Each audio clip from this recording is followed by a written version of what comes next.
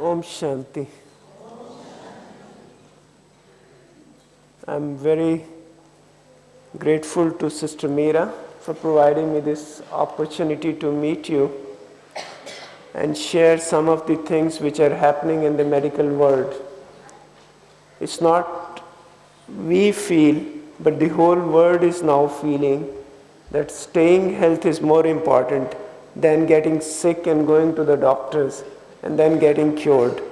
The first and the foremost thing is that we look after our health in such a way that we don't fall sick. We really look after ourselves well. We really do not know why some people catch the diseases and the other people stay healthy. This discussion has been going on for times immemorial, whether people catch diseases or diseases catch them. Whether the soil is important or the seed is important.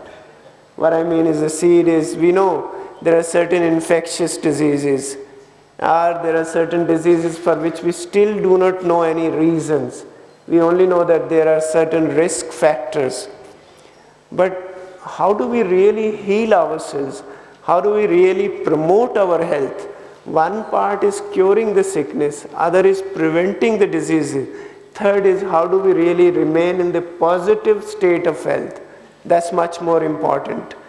Baba talks to us in the Murli many times that happiness is the best nourishment, and with meditation, with yoga, our age increases, we live longer, and in the golden age we become sickness free. You don't find doctors there, they won't be there. Baba was even talking in the few Murlis, last two Murlis back, the doctors would not be there, but Baba really blessed the doctors and said the doctors would become kings, rajas. That's what Baba said. So really, what is the mechanism? How do we really purify ourselves? And this is how Baba also tells us, by our personal practice of meditation, personal practice of remembrance, we not only purify ourselves, but we also purify the elements. So the whole nature changes. And what is the foundation? Foundation is our positive, benevolent, powerful and pure thoughts. They are more important. So what really happens in soul consciousness? What brings the change within our physiology? When Baba says, first important thing is, we as Baba's children do realize that this sickness doesn't only come to the body, it does come to the mind also. When a sickness happens in the mind, it really affects the whole system. It affects the spirit, it affects our emotion, it even affects our relationship with each other. Everything suddenly goes haywire. But what happens in people who want to really, who are not exposed to spirituality, the first thing when they hear about the sickness is the question comes, why me? Why I am getting afflicted with the disease? Why the disease is happening to me? So the illness comes as a challenge to them. I remember once I was traveling in Himachal doing Baba's service, and I fell from the two-wheeler, and I was in the bed for almost 6 weeks.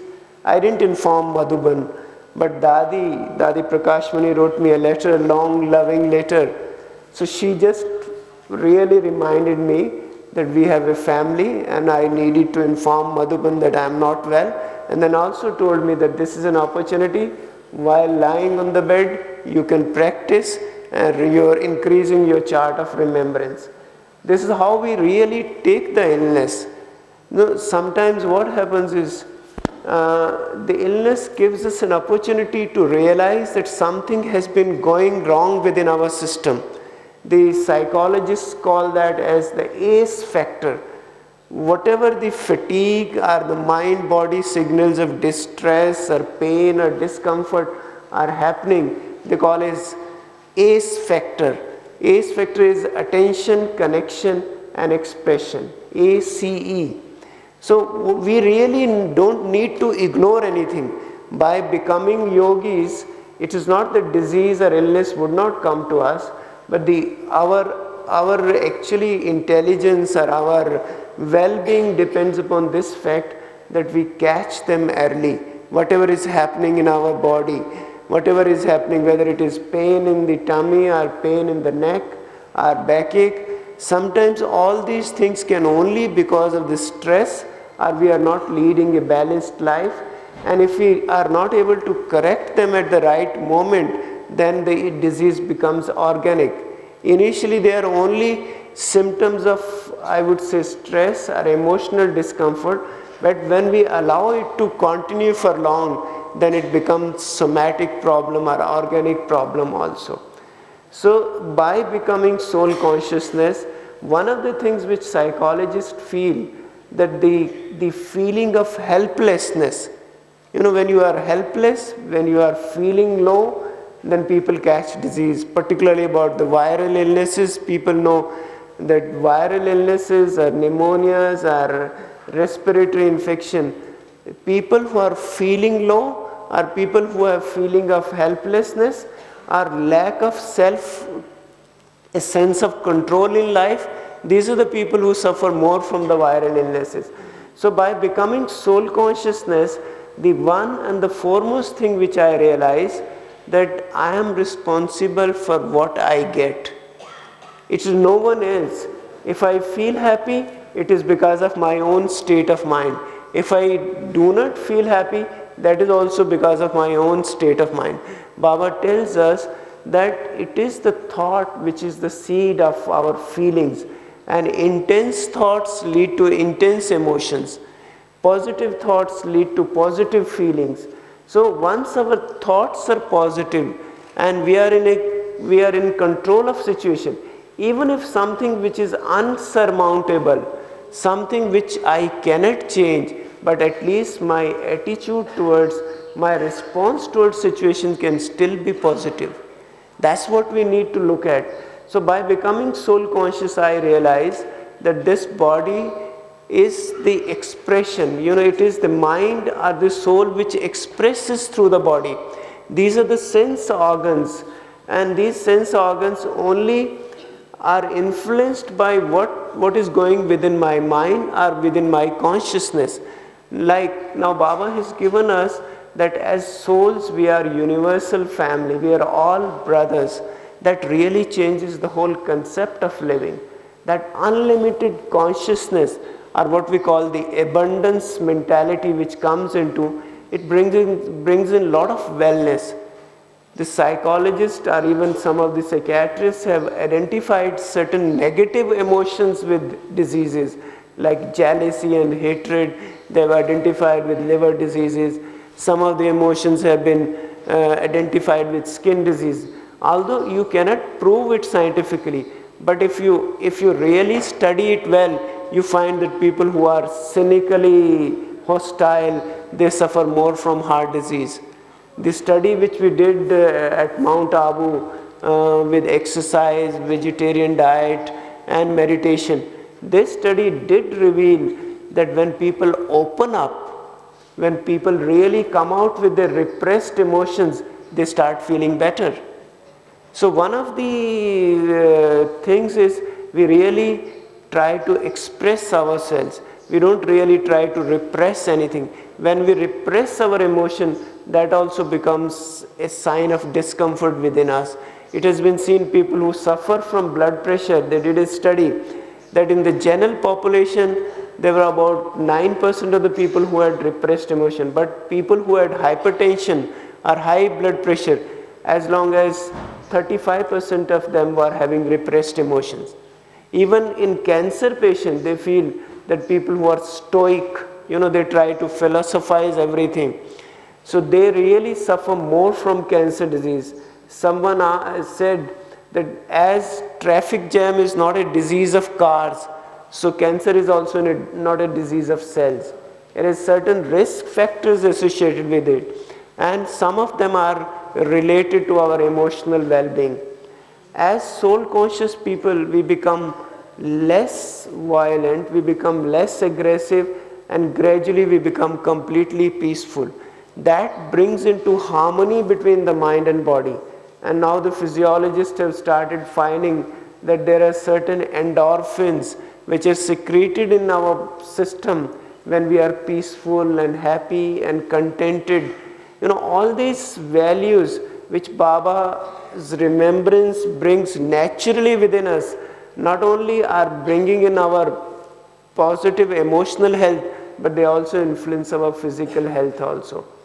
Like, when we speak to dadis, when they are in hospital, what do?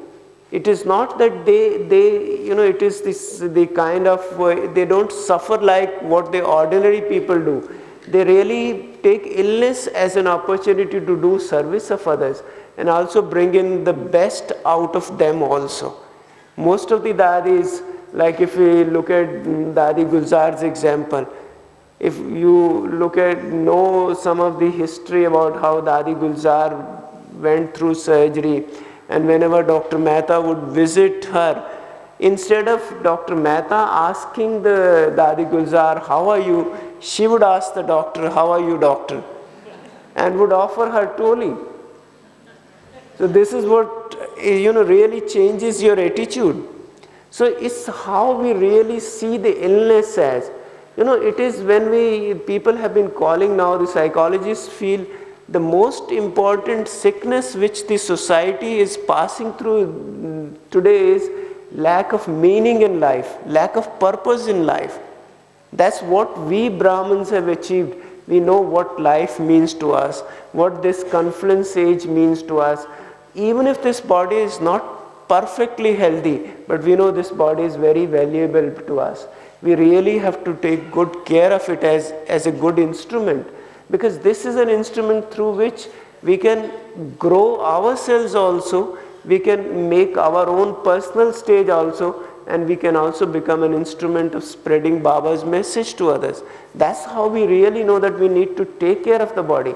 It is not that we neglect. Some of the Brahmins, they feel, okay, everything would get all right with yoga or remembrance. Yes, remembrance does help us, but the issue is we really need to understand the symptoms of the sickness. And there is no harm in taking care of the symptoms through medication, and then go to the root cause of illness and address that root cause through spirituality or through our soul conscious stage. Why Baba tells us that it is not the becoming soul conscious, but staying in soul consciousness which is more important. Staying constantly, because this is what Baba tells us, that any situation or any examination is not going to tell us and we'll have pre-information about any situation. It can come at any time. We have to be ever ready. We have to be prepared for it. So preparation for that situation, which can really shake up our physiology or shake up our bodily system, is staying in soul conscious. And we as Brahmins do understand that by staying in soul consciousness, we also follow a discipline. The discipline of yogi life is that we have sound sleep, we go to bed early, get up early, we have vegetarian food, we have food in Baba's remembrances, and when we are in a state of good well-being, we take only what is needed for us. We don't overeat, or we don't overdo, or we don't starve ourselves. It's like taking good care of ourselves. That is part of our discipline of being soul consciousness or being a Brahman. That is what is more important to us, because these days the doctors find it hard to prepare the patient for compliance. Whether they are diabetic patients or hypertensive patients, they don't adhere to their dietary schedules. They don't adhere to the drug regimes, and that's how the things get bad to worse. So complying with what is required for the body is also important. That is also that comes to us naturally. It doesn't really, we have to make an effort to take good care of our system, because we know that by staying as healthy as possible, we can be good instruments of Baba. And when we are healthy, we can render more service. So we really look after ourselves. That's much more important to us. We know when we are not in control of any situation, then we really go haywire, and then we realize, oh, I didn't follow Baba's Shrimad. But if I stay in sense of control and I don't see any problem as problem, but I see it as an opportunity for growth, as a challenge, or as a catalyst to stimulate my spiritual stage or my personal development, that really brings in the change. There are certain psychologists who have now come out with positive emotions, what they call the positive psychology, or psychology of feeling good. And that is, if we are honest, if we are cooperative, if we are helpful to each other, if we really look after ourselves, and like we have good network of friends with whom we can share our feelings, and we can really, not only superficial feelings but even traumatic feelings, if we can share with them, that boosts up our immune system. The physiologist said, what is our Department of Defense? So not soul conscious not only prevents diseases, not only helps us to overcome the illness which comes to us, but it also promotes our Department of Defense, the way we fight the illnesses, or what we call the immune system. And this is what people now have been studying, and new science is coming up, what they call psychoneuroimmunology, that psychology of a person affects the immune system through the brain, through the nervous system. And that's how they are coming up with scores of research, how people have successfully overcome chronic illnesses through humor, through laughter, through visualization. But all those have limited application. But Baba's knowledge gives us such unlimited application in our personal life, and also in our the workplace, or even in our family, that we can apply soul consciousness. Not only we stay healthy, but we keep others also healthy. But becoming overconfident is also not good. There was a story of a person, when he was told that your house is on fire, he said, it's impossible because I have the key in my pocket. How can it happen? So sometimes we feel overconfident also, that we are Baba's children and nothing can happen to us. We know Baba tells us that we have karmic accounts to clear also, because this is the last time of the cycle, and we have to become totally pure. And once everything is clear, then only we'll become totally pure or karmatit. So some minor sicknesses would come, but the only thing is we need to handle them properly and effectively. Wherever the medical intervention is necessary, we need to take care of that.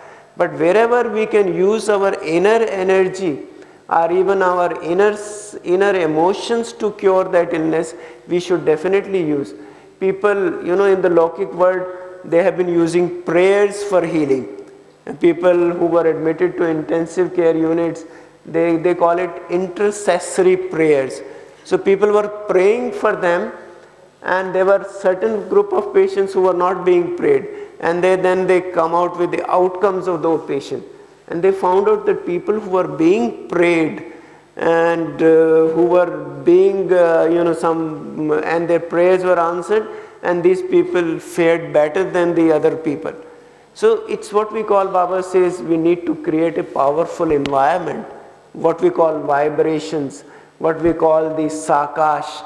All that, when we do with an honest heart, when we do with a motive to cure the whole world, to heal the whole world, the effects take time, but it definitely happens. These studies tell us that with our constant being searchlight for the whole world, healing the whole world, it can definitely change. These small studies do point out us that whenever people are prayed, or whenever people are looked after by family support, they recover faster. In one of the studies, they found the effect of love on healing. There was some group of mice which were subjected to same kind of cancer promoting diet, but one group which was being caressed, the mice which were being caressed and which were being touched by one of the doctor unknowingly, this research fellow, these these mice, they escaped cancer. And this is how they come to know that even the sensation of touch or the feeling of being loved can make all the difference. And we get so much love when we are connected to Baba. We know we are under the canopy of the Supreme Father, and He is the Almighty Authority. And if we are well connected to Him, we receive so much love, we receive so much support from Him that we feel secure and we feel so charged, we feel so strong that we are not only able to look after ourselves, but we are also able to give that feeling of love and caring to others also. So that makes the whole difference, that staying connected with the inner self and also connecting with the Supreme, that makes the whole difference. The positive emotions, the taking care of diet, our diet naturally changes from tamasic to sattvic. Now the whole world is realizing this fact, that vegetarian diet, which is high in fiber, is good for people who have heart disease, is good for people who have cancer, it's good for people who want to have good stamina. Many of the athletes, many of the philosophers, they decided to stay vegetarian. Even recently we had the visit of Mr. Greg Chappell, who used to be a cricketer, and now he is coaching one of the Indian teams here in Jaipur. He shared that he has been vegetarian. So it's like the discipline which comes naturally to us, although it has come as part of our spiritual discipline, but it is affecting our physical health also. It is influencing us indirectly, purifying us indirectly. You know, people go for naturopathy and the mud therapy and other things, but by staying in soul consciousness, by following our Brahman discipline, we are naturally able to change our system. Cleansing the system happens, because we do realize that the discipline of maintaining a pure state of mind, getting rid of the waste thoughts, it does really help us a lot in maintaining that high stage. It's very important that we do understand, and now even the scientists are saying that one bad meal, one fatty meal, or one meal which is not right can change our whole physiology. So that's why Baba says that one negative thought can create so much ripples in the mind than 10 positive thoughts, because negative thoughts make us heavy, whereas the positive thoughts make us light. So one negative thought can always overcome the lightness of the 10 positive thoughts. So we do need to understand that more we understand this inner physiology which is happening in our soul, the more we would be able to stay in control, the more we would be able to heal ourselves. And what is healing?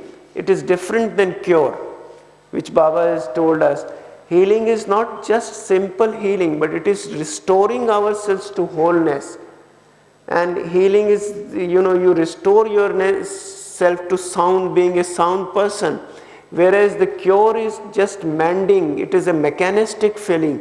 Someone has upset stomach or someone has a headache, you take a painkiller and the headache goes. But why did the headache happen? Did we go into that depth? Was it lack of sleep, or was it some stress, or was it some bad diet? Why the headache happened? So when we go into the root cause of the illness and really help ourselves to recover that healing part, that changes the whole system. And that's how we are able to restore ourselves to a healthy being. One of the things which Baba has always been telling is that writing chart. We know Baba always tell us that we should write our chart. It has now been documented by even the psychologists that when you write a daily journal, you write your daily diary or daily journal, it really promotes your healthy feeling, because then you are getting rid of the negative things which are happening within you. When you write a chart every night and make a pledge to Baba that tomorrow I'm going to do like this. This is like reaffirming our faith, reconfirming our values. And when we do that, reconfirm our values and reaffirm our faith within us, then it makes the whole change. And the faith, they say that faith can move mountains. And it has been seen that people who are strong, people who are assertive, people who really look after their negative feelings in such a way that they are able to overcome, these are the people who would fare better. Even if the diseases come to them, they would require less medication. Their threshold of pain would increase. This is what the psychologists have been telling. The other part is that we have become dependent, but Baba makes us independent. Some of us, I know many of us have become dependent upon medication also. Some of us feel it convenient. Even while I was traveling in one of the cities in India, when I was speaking to a group of doctors and I was sharing with them the good effects of meditation. So one of the doctors got up and he said, yes, if we take a tablet of Valium or Compose, we have the same feeling as you have in meditation. He said you could have that effect.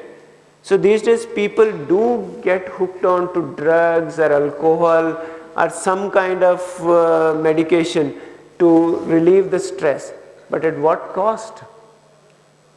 It really, in the long term, these medications or alcohol or anything else really damage our system also, and you become dependent upon them.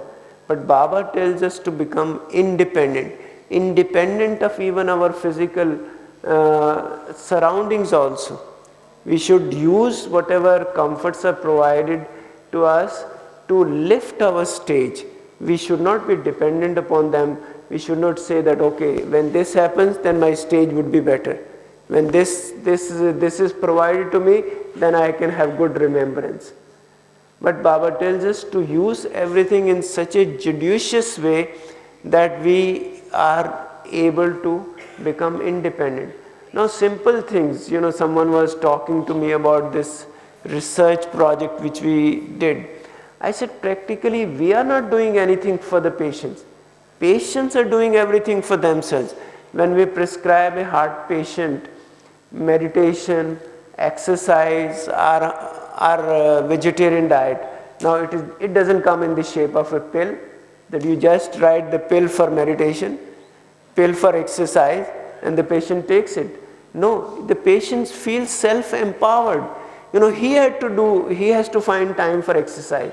He has to walk briskly for 45 minutes.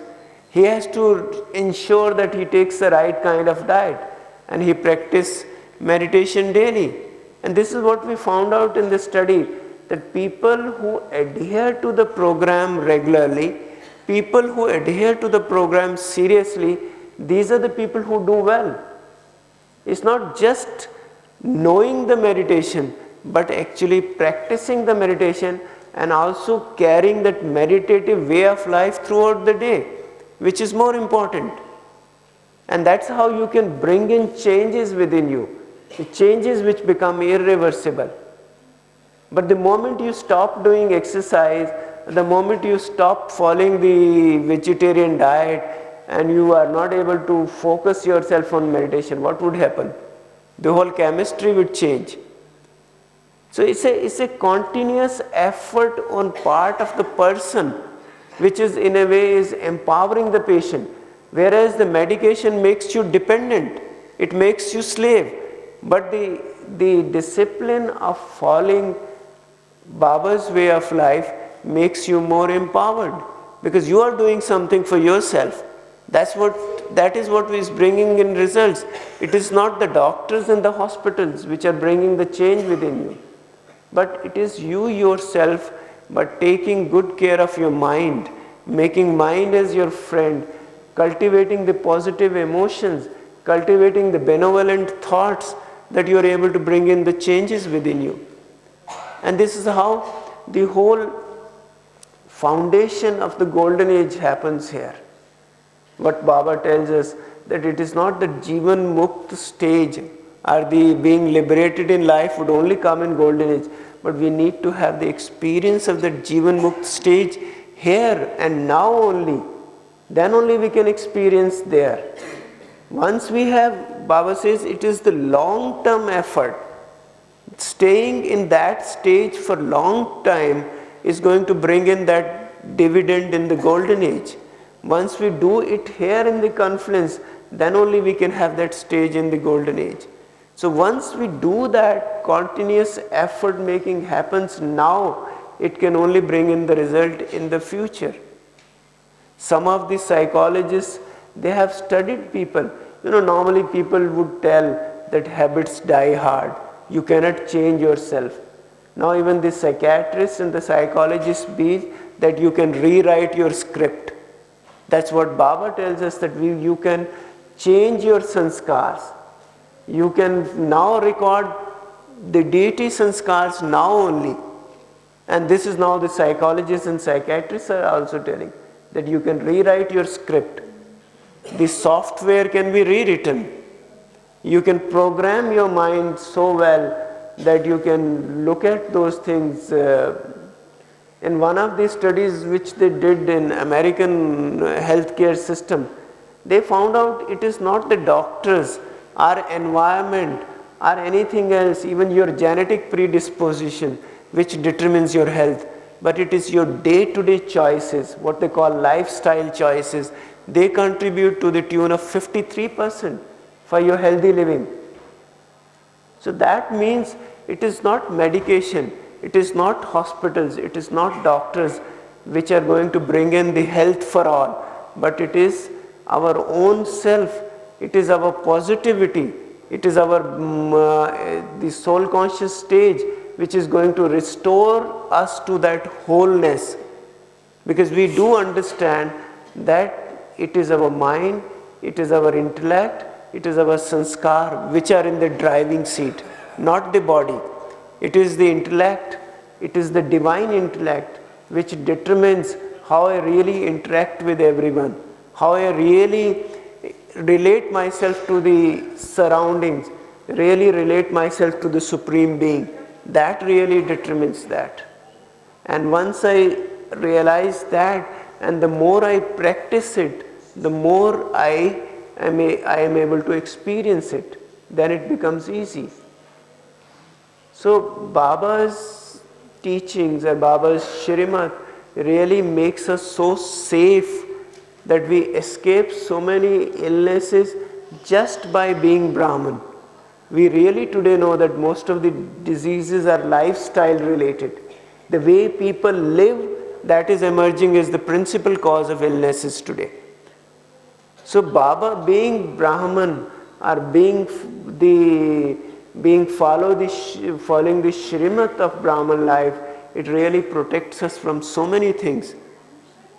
We did a study, which was a retrospective study, how most of the Brahmins, when they came to Baba, before that some of them were hooked to tobacco or alcohol or drugs. How did they give up? And imagine 95% of the Brahmins were able to give up these all bad habits without any psychological support. Just by coming to Baba, they had the aversion to these things and they were able to give it up. What magic happened? The magic was that they received so much happiness by being with Baba that they were not dependent upon these things. Most of the time, why people take tobacco or alcohol, if you ask them, they would not be able to give you any reason. They would say, we feel good with these things. So when we feel good by being with Baba, we are able to get rid of these things. This study was published in one of the Indian psychiatry journals also. How the faith in meditation, or by living meditation, how you can really get rid of these things. Normally, one of the psychiatrists was sharing, when you treat 100 drug addicts, even if you have a success rate of 30%, you feel very good. But here we had success rate of 95%. And that too without any intervention. It was just the personal effort of the people. Just the personal feeling of empowerment by being Baba, they were able to get rid of these things. The aversion happens.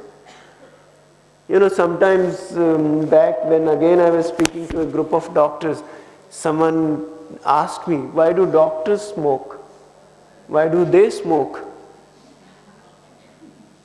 It was a difficult question to answer. I said, yes, some people feel like taking a stick even when they can walk independently. So it's like people are dependent. They become slave to their habits. So by becoming soul consciousness, if we summarize, it brings in that sense of purpose in our life. We stay in control of our situation. We don't drift like something which is floating in the ocean, but we are in sense of control. We have a sense of purpose in life.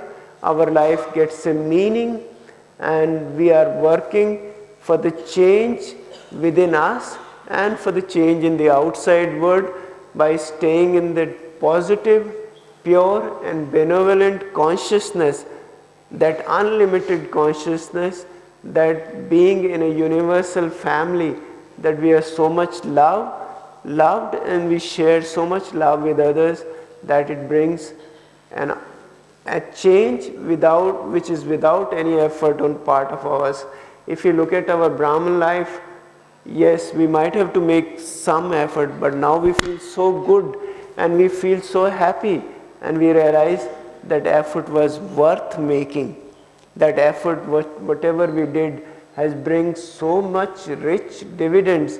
Like we did only one step, and the reward which we got was multi-million times.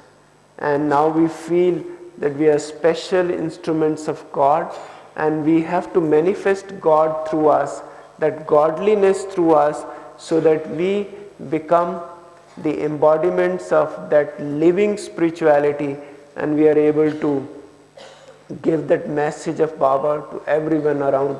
That can only happen when we constantly practice our discipline and constantly stay in a stage of soul consciousness.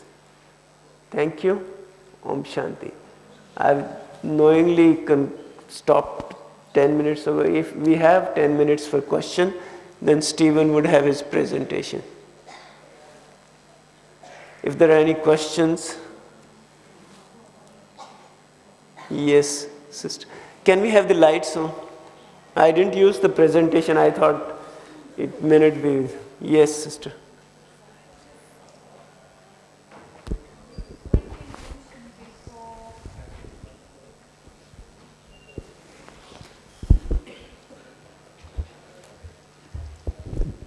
When you started speaking earlier about the different diseases, and you mentioned hostility leads to heart disease or can lead to, what was jealousy and hatred? Did you say mental disease? Or? No, I said jealousy and hatred are related to liver diseases. Liver disease, okay, thanks. It's just an observation by some of the people, and they have put a table and related it with some of the illnesses, with negative emotions. Yes, please. Are there any other experiences with healing the body besides meditation? I'm thinking in sending light to the body, thought patterns that Can you take the mic, please? Then everyone can listen. She said, are there any other experiences of healing other than meditation, such as bringing light through the body? That's what you said? Yes, people have used visualization and reflection. But as I said, there are so many things are being practiced as music and other things, creating a powerful environment. Visualization is one powerful thing, that you are able to visualize what you dream, what you really want to achieve. And visualization, there's one couple, Stephanie couple, they call Simonton and Stephanie Simonton. They have written a book on visualization, and they have used visualization to treat cancer patients, like telling patients to visualize that their cancer is dissolving, all those things, and they have used that particularly for cancer patients to heal themselves. Yes, please.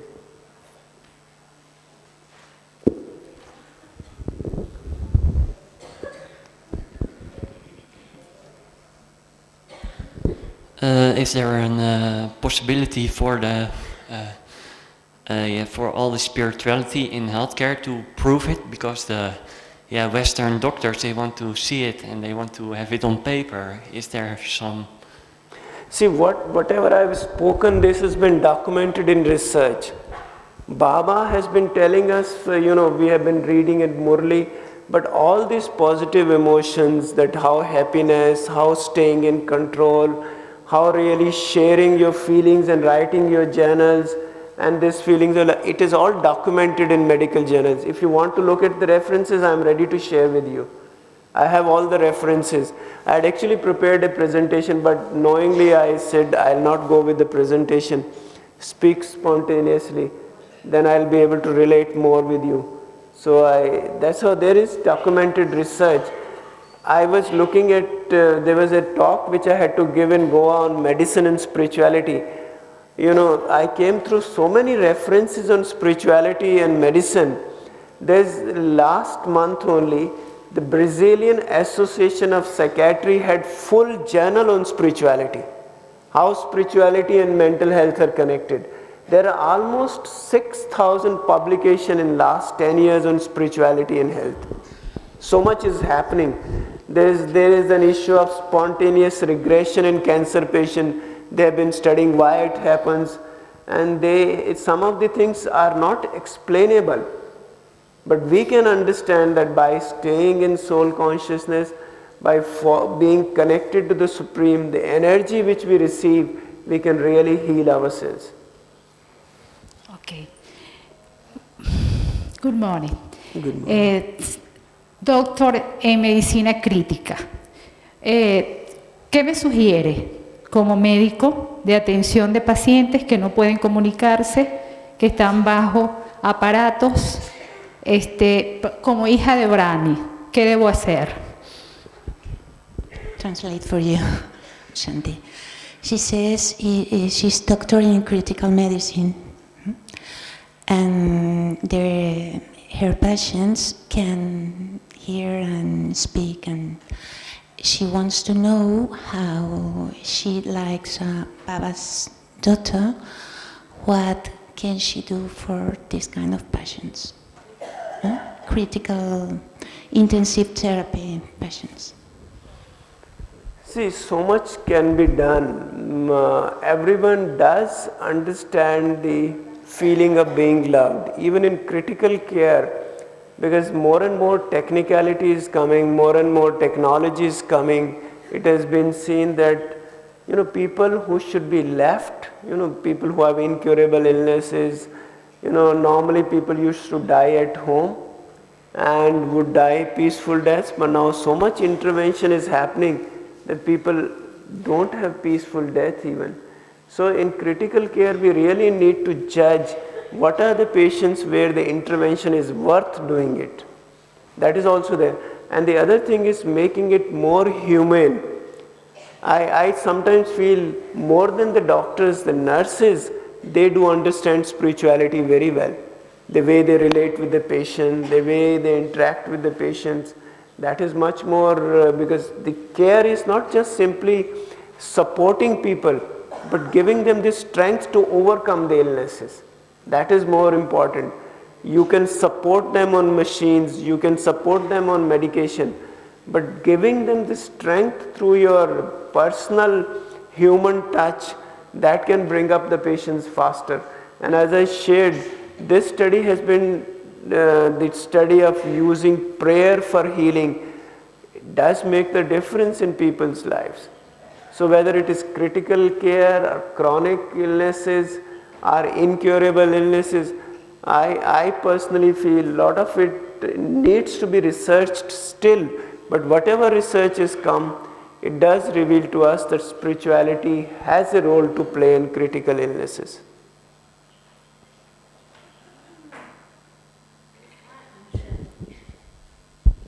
Om Shanti. Yo me llamo Adriana, hermana Adriana, y quería saber, soy instructora de gimnasia y doy masajes y energéticos.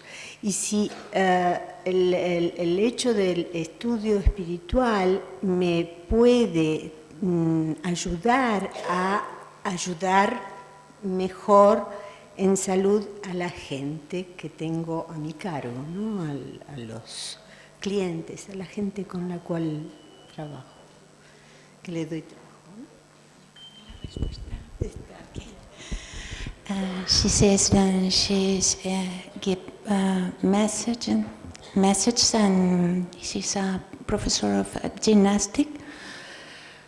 She wants to know if this spirituality study can improve her, kind of help to the people.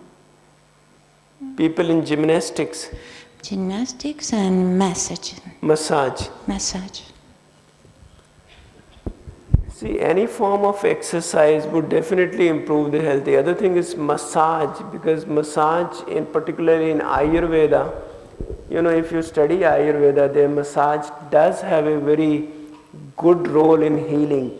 They even tell that which type of people should have which type of oils to massage. They have divided people according to their personalities, or what they call the Vat, Pitta and Kapha, and what kind of massage they should use. So massage has definitely a role in promoting physical well-being. Yes. Om Shanti. In Africa, there are basically two forms of healing, traditional healing, by herbs and spiritism. I just want to know whether there could be any relationship between the healing of spiritism and meditation. Healing of spirit. Healing by spiritism, or healing by spirits, as it is known in Africa, and that of Baba's teachings. I have no experience of healing by spirits. Okay. I really don't know anything about that. Right. Thank you. Thank you. Om Shanti. Stephen.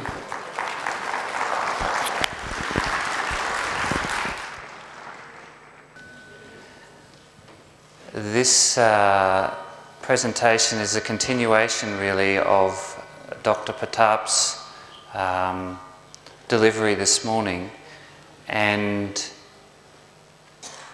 Dr. Pratap was talking about healing through soul consciousness, and the story I'd like to tell you about the Global Hospital is the practical application of soul consciousness by a group of people deliberately and consciously. I feel that this is really quite a magical story, a heartwarming story, and also a hopeful story. And let me introduce myself, I guess. My name is Brother Stephen, and I'm the manager of organisational development at Global Hospital, and I've had the great privilege to be there for the last 16 months. And I'm really presenting to you all of the hard work of a large number of people over the last 16 years. And it's really been a wonderful journey for me as well, as I've left my home and my comforts in Australia to come to work and live in a completely different culture.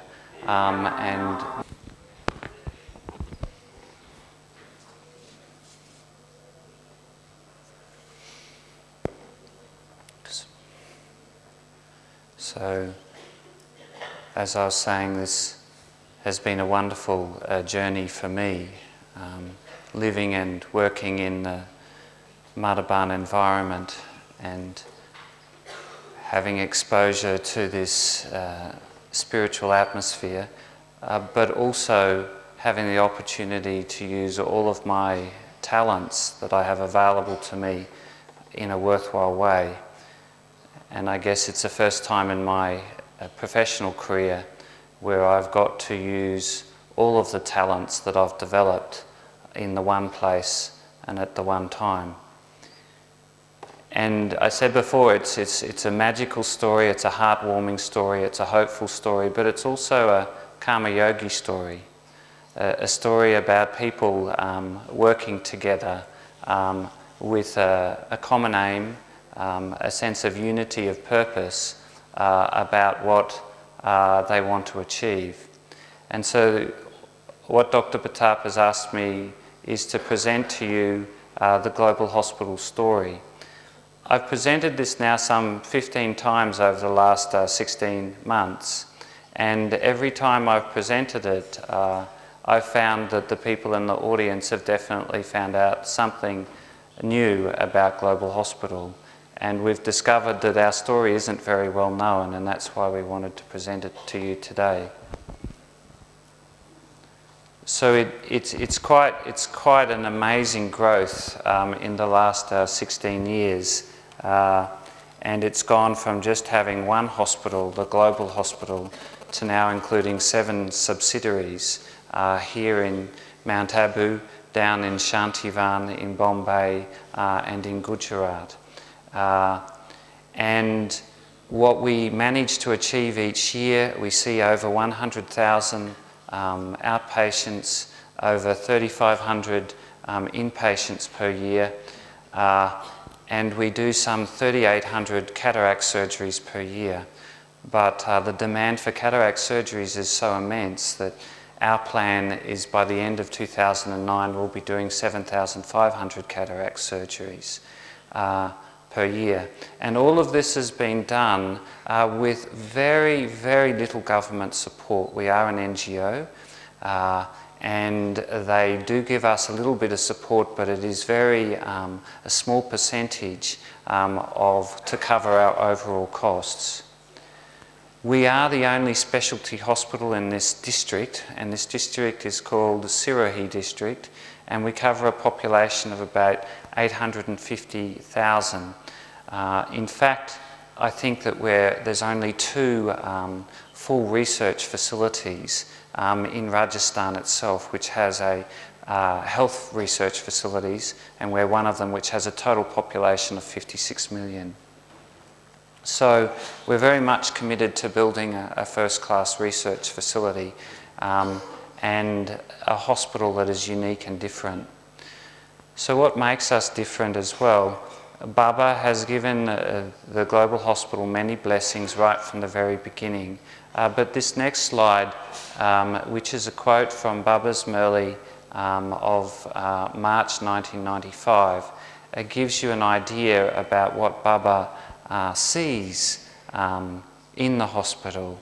And really what he sees is about us serving with our heart, and that many hospitals throughout the world are serving the body, but what makes us unique?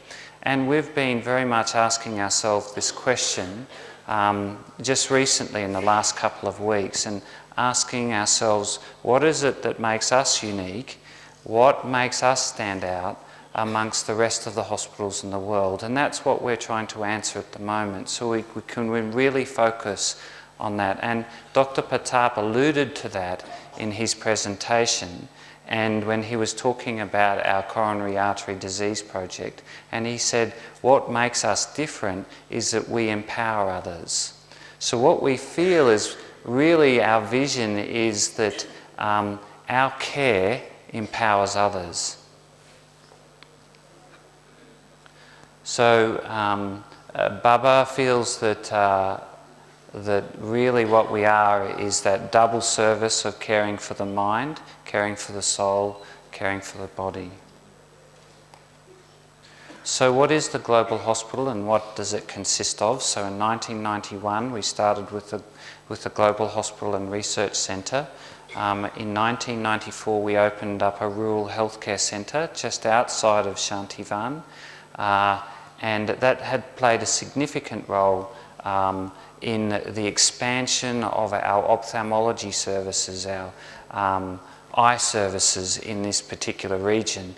And the reputation of the hospital has very much grown on the work that we've managed to do around prevention of blindness in this district. In 1996 we opened up a diagnostic centre in Gujarat, in Vadodara, and we opened up the Global Hospital Institute of Ophthalmology in Abu Road 2002. And in 2002 also the hospital opened in Bombay, and because of our growth of our eye services, particularly in that district below, we felt that there was a need to open up an even bigger facility. So in September 2007 we commissioned a new eye care centre with 55 beds and a new trauma centre with 21 beds. And so you can see a lot has happened through a big heart of the Brahman family. Our future projects includes a nursing college. We currently have a 3-year nursing training course, but our plans are to convert that to a bachelor degree, and we'll have a separate nursing college and a nursing home. All of that will be built down at Abu Road itself in Taleti. So what is our vision? We're dedicated to promote positive health by incorporating spirituality into medical practice and creating a spiritual model of care. A spiritual model of care that will be replicable, that can be used in other hospitals in India, can be used throughout the world, so that we can live up to our name of being a global hospital. So I won't go through all of the objectives, but just very simply, what we're about is providing care, free hospital care, to those that are needy. There's a huge percentage of our population, particularly in this district, that live below the poverty line. So primarily what we're wanting to do is to treat those patients. But also, as you can understand, we have between October and March of each year, we have a huge influx of visitors into Mount Abu, namely yourselves. So when the hospital opened, it was felt that we needed to have a facility that could cope with the types of illnesses that come up when people come to Mount Abu. So about the hospital and the types of services, we have 240 permanent staff, and 50 of those are surrendered, and a large proportion of the staff, I'd say about 70%, are BKs, and we do have staff that are non-BKs at the hospital. We have 102 beds at our global hospital in Mount Abu, and we have a wide range of specialties: general surgery, plastic surgery, medicine, paediatrics, neuropsychiatry, obstetrics and gynecology, orthopaedics, ear, nose and throat, ophthalmology and dentistry.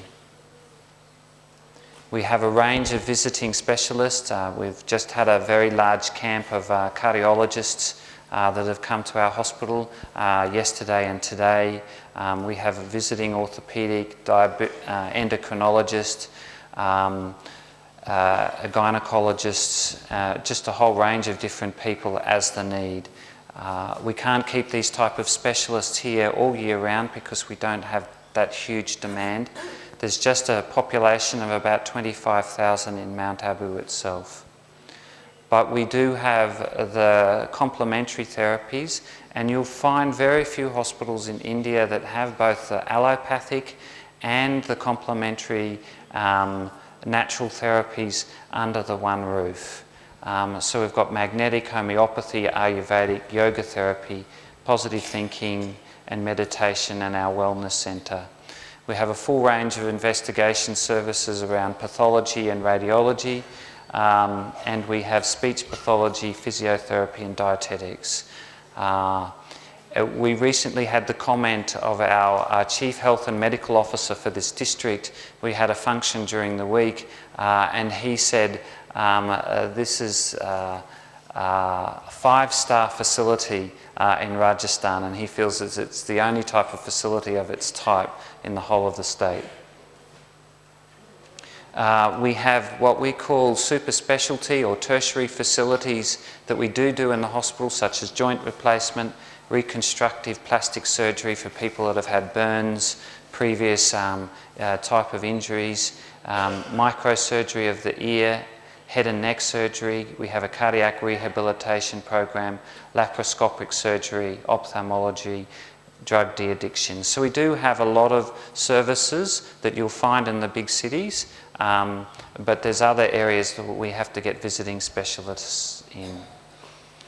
We provide a range of what we call packages where people can come and avail of our services. A lot of you will have done the health checkup that's available at the hospital, where you can get a full range of diagnostic done in one day, have a physician checkup, of which would cost you a lot more money back in your home countries. We do a wide range of different projects. We're not just a hospital, a bricks and mortars. We really are a hospital without walls. As I said to you, we serve a population of about 850,000. These people are really quite poor. Many of them do not even have the money to pay for the bus fare to come to the hospital. So we take the services to them.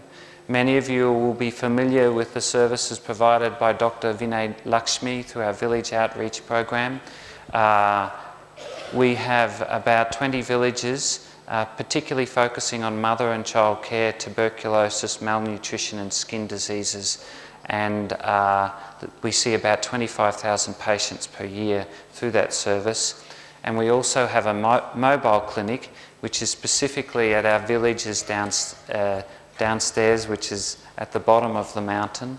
And we visit about 15 villages. We have 2 vans. They're fully equipped with a doctor, a pharmacist come nurse, plus a driver, and they travel many miles 6 days a week to visit patients. From those services, we have about 500 inpatients referred who come that need hospitalisation here in Mount Abu.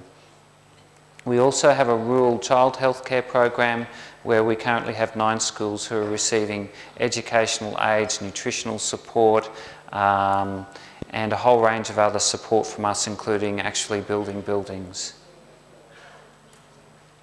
So this is just a quick slide to give you an idea of our activity and the number of admissions that we have, which over the last 3 years have been growing.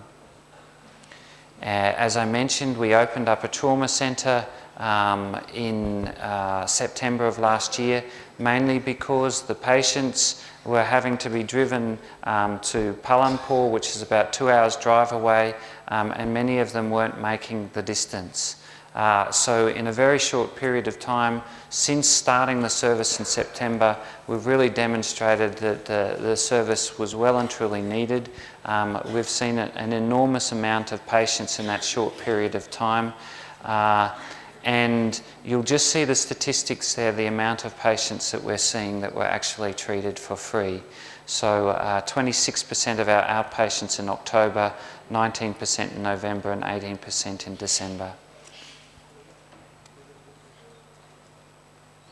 This is just a map of Rajasthan, just to show you that, there's no cursor.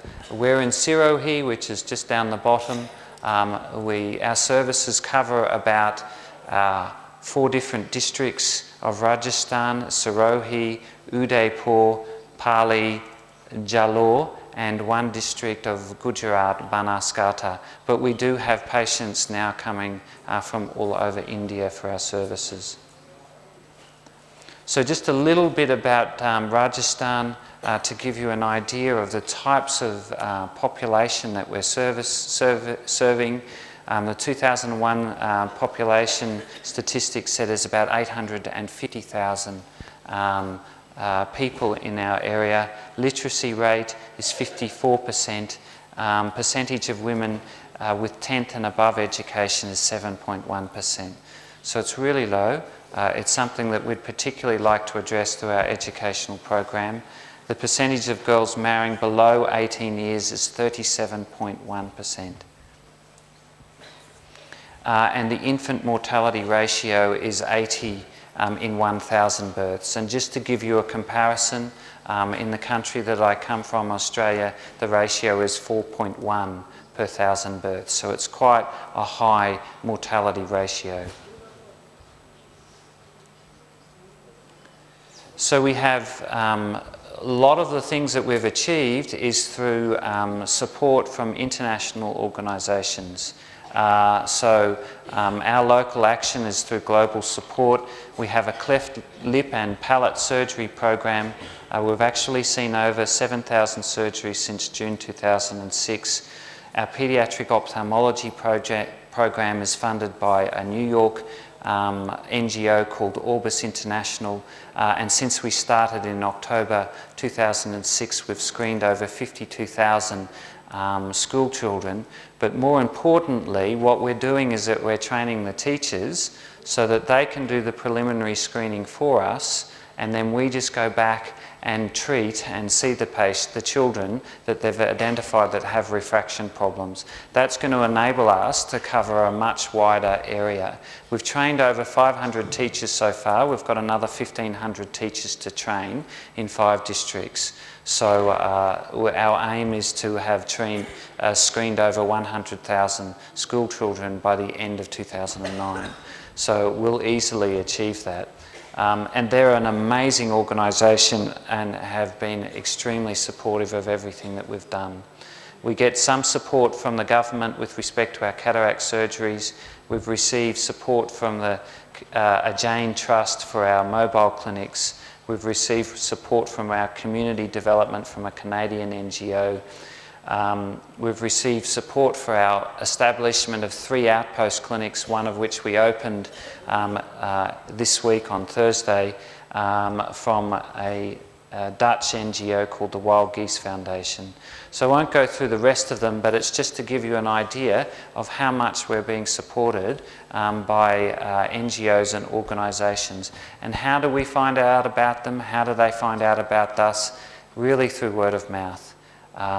So some people may come for the peace of mind, see our work and recommend us to other people. They contact us, and through our reputation as well.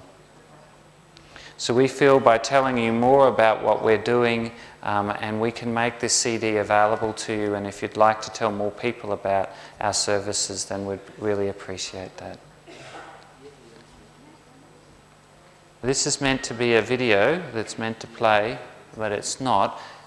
This is a woman with chronic arthritis that was treated, that had bilateral knee replacements. About 2 minutes? Okay. So, and after surgery she was walking without support of her frame. This little boy had congenital cataracts. He was 11 years of age, bilateral cataracts, and so one of the most important things for us is that it was until he was 11 years of age that it was noted. So it's really affected his developmental growth. And then this next slide just shows him after he had the cataract surgery. And I was there at this particular moment where they took the photo where he saw his father for the first time. It was just a magical moment. This beautiful little girl is one of the childs that has benefited from our cleft palate surgery, and this next slide just shows you the outcome. This next little boy is similar, just a gorgeous face, and the outcome of the surgery is as follows. Touching, very touching. So, if any of you would like to know about our research and what we're doing, I'll just glance over this. You can come and see me because time has now run out. But this is the areas where we're seeking new partners, particularly in women and child health, in rural development, and covering our day-to-day operating costs. So we do a whole range of different things. We do music therapy. Anybody who comes who's got a music talent and would like to come and play for our patients, then please contact me, because it really warms their heart and they enjoy it a lot. And also we have art therapy. Many of you may know Brother Giorgio. He really transformed our hospital down at the trauma centre with these beautiful photos. I'll just leave you with Baba's quote so that you get an idea of, this is from December of last year, of how Baba sees us. From the time that Global Hospital was built, the atmosphere in Abu has changed, and everyone is interested that you BKs are not just doing spiritual service, but you are also doing social service and also looking after health. So this impression has continued to change and service has continued to increase. Thank you very much.